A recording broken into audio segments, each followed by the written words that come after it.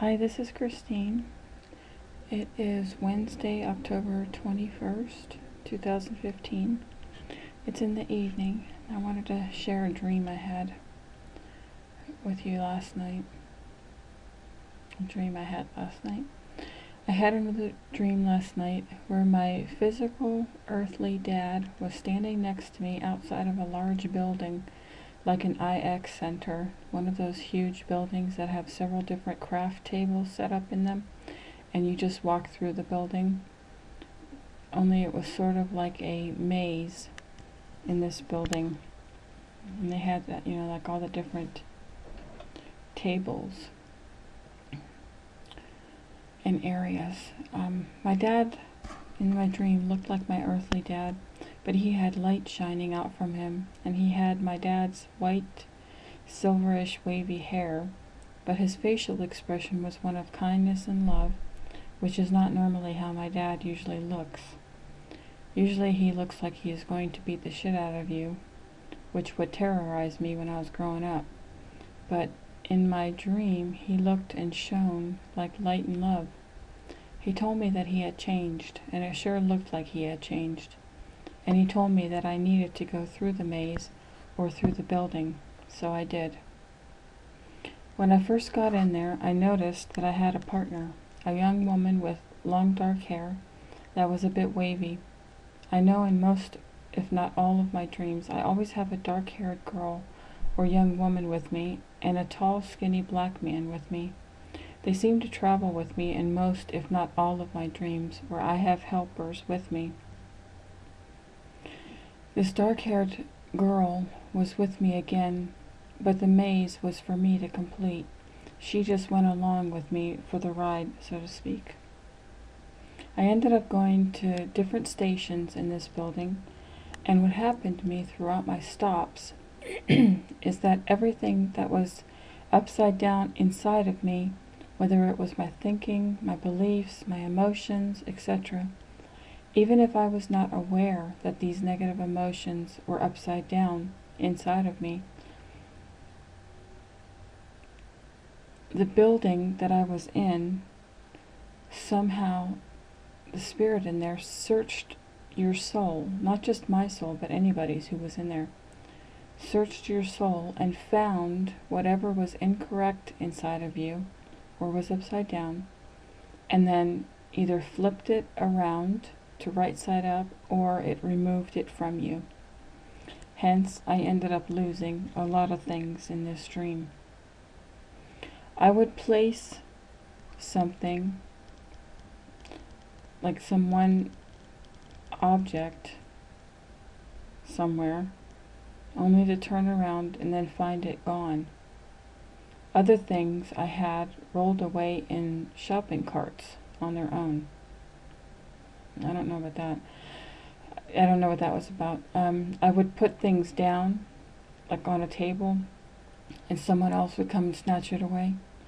I would put my coat on the back of a chair at a dining room table, and it would then be gone. I mean, it was ridiculous how everything I thought was mine or was important in reality was being snatched away from me.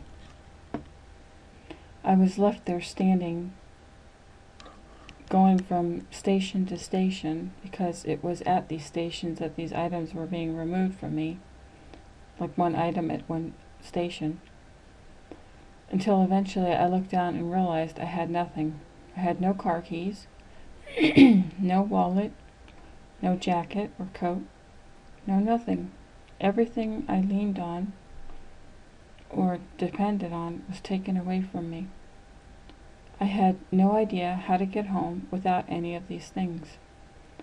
I didn't have car keys, so I couldn't drive my car, let alone get into it. And I had no money to get home.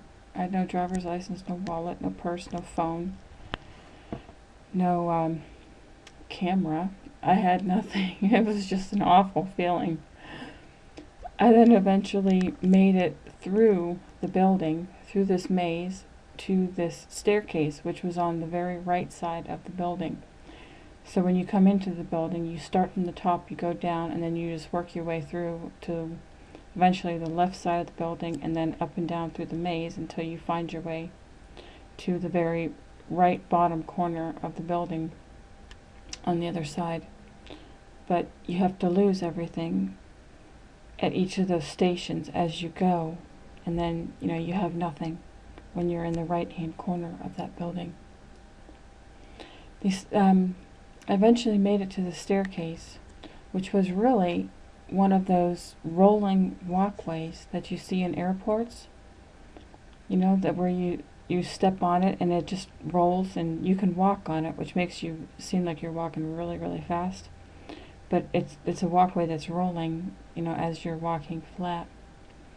Only this walkway was going uphill from the bottom of the building up to the next level, the upper floor of the building, where I could see there was sunshine outside, and the sun was shining in through the doors and the windows up on the upper floor. So my guess is we were in the basement somewhere.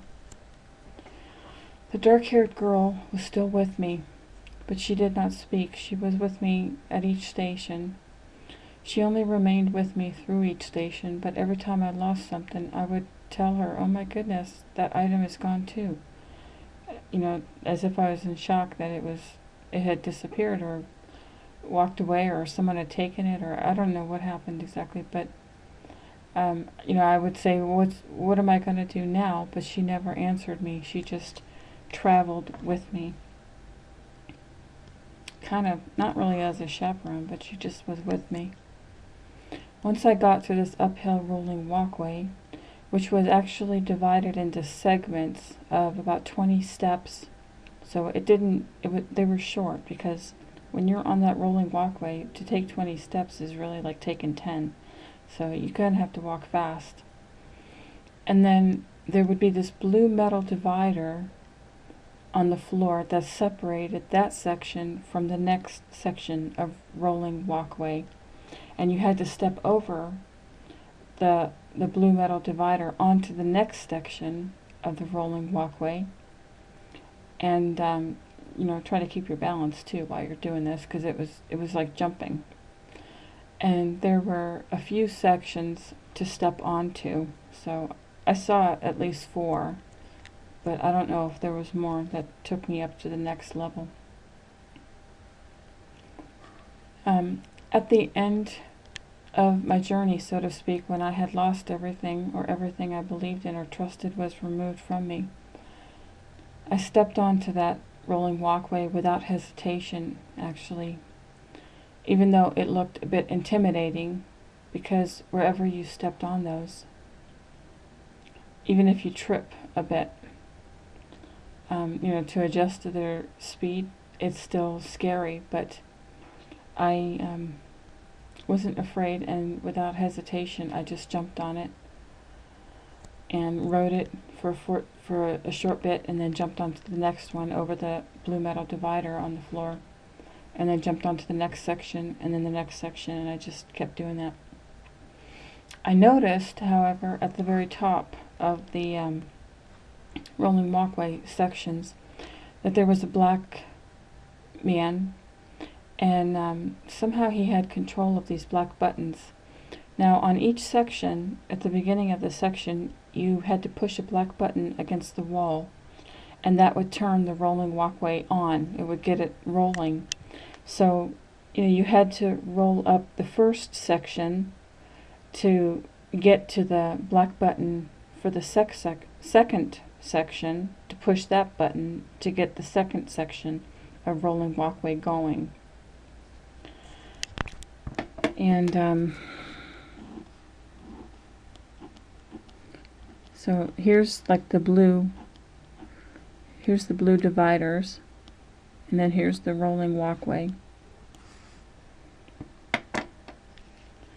And so what I noticed is, like, the black button was here against the wall, and then you had to ride up the rolling walkway in order to get to this one, so that you could push this button and get this started, so that it would take you up, and then you had to push this button and then this button, and it kept going like that. But what I noticed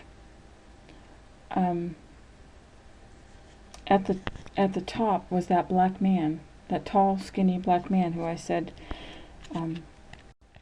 that normally in dreams, wherever I have helpers, it's always that tall, skinny black man and this young woman with the long black wavy, sometimes it's straight, sometimes it's curly, sometimes it's wavy, but it's black hair. So I saw this tall black guy. Again, he was at the very top on the next level, at the end of the rolling walkway, and he was pushing a button up at the top that was turning on all of these sections. So as soon as I got to this one, I didn't need to push this button because he had already pushed it for me up here. So this would already start rolling. So all I had to do is go here, jump, go here, jump, go here, jump, go here. And then as I got to each of these sections, he was pushing a button that was turning each of these buttons on. So these were already rolling and moving by the time I got to them. I did not have to get to them, push the button, and then get this rolling, and then push a button and get this rolling, and push a button. He was pushing a button somehow that was engaging these. So as soon as I got here, it was already rolling. I just had to jump on it and ride it. And that's how I got up to the next level. And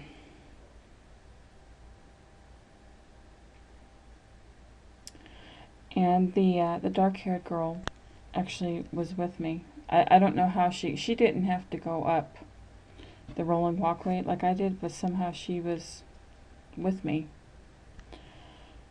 Once I got to the top, I stepped outside of the building again, and my dad was still there, standing outside the building exactly where I'd left him when he told me to go into the building and that I had to go in. He still was standing there with his gray, silvery, wavy hair, white hair, so to speak, and he had actually a long white garment on, and he still shone with love and light coming out from inside of him. It was like beaming out of his eyes. I told him, now that I was out of the building, that I felt like I had been changed too.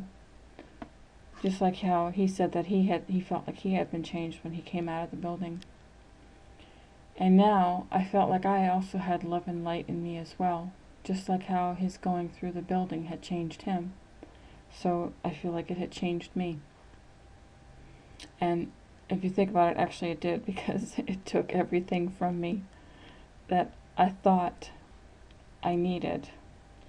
And it literally did flip my whole world upside down. I mean, it took my car keys, my wallet, my money, took everything from me. Then the girl next to me, and I don't know who the girl was, it was just a voice. I didn't see anybody. And I don't know if it was the girl with the dark hair. I don't think it was. I think it was just another voice, like an angel or something. It was next to me, and the voice told me that the problems that my dad and I have, meaning my earthly dad, is that my dad does not believe in himself. My earthly dad does not believe in himself.